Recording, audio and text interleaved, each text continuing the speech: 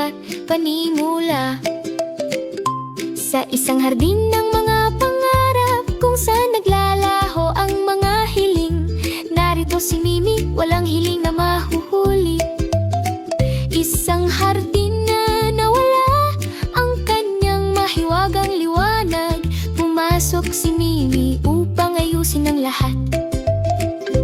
Unang talutod, ang hardin ay nangungupas, nagiging kulay abo. Natagpuan ni Mimi ang daan kung saan nakalagay ang mga nawawalang hiling. Sa pamamagitan ng malalambot na bulong, malinaw ang direksyon. Sinusundan niya ang liwanag ng walang takot.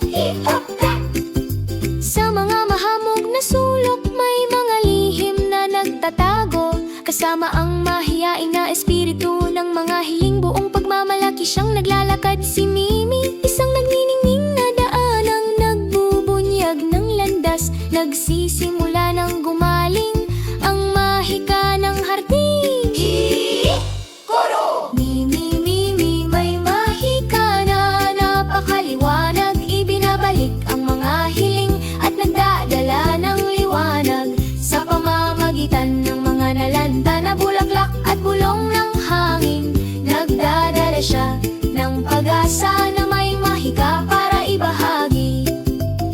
Ikalawang talutod, ang mga nakalimutang hiling na wala sa simoy ng hangin. Dahan-dahang tinatawag ni Mimi pabalik ang mga ito, helitop. Ang mga espiritu ay bumangon, kumikislap ng maliwanag. Bulong ng hardin, panahon na upang magkaisa. Pinagagaling ang mga bulaklak, namumulaklak na ang mga talulot. Punuin ng bagong enerhiya ang buong silid ng hardin.